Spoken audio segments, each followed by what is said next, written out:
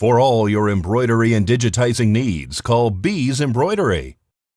Just before 11:40 last evening, we were dispatched a report of a structure fire.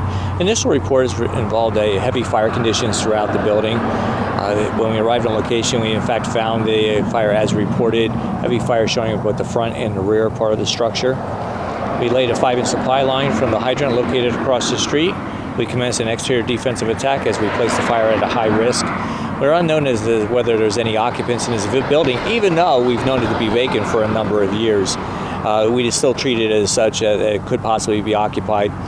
Crews, once they knocked down the main body of fire, commenced to a modified interior attack, conducted primary and secondary searches, didn't find any occupants. As a result of the suspicious nature of this fire, we've requested a Deputy State Fire Marshal who's down investigating with us this morning, and the fire remains under investigation. All right. And the fire was just reported by a passerby, so it was well involved by the time that it was reported, right? It's my understanding that the first reporting party were crews from Mercier, that their base 21 is located about a mile just to the rear of this particular structure. So they had a pretty good view. They observed what they described as an anomaly cloud forming. And then at the base of that cloud, they then observed smoke or darker smoke and flame showing, so they reported the fire. They didn't know exactly what was on fire when they actually called it in initially. What will happen to the building now at this point?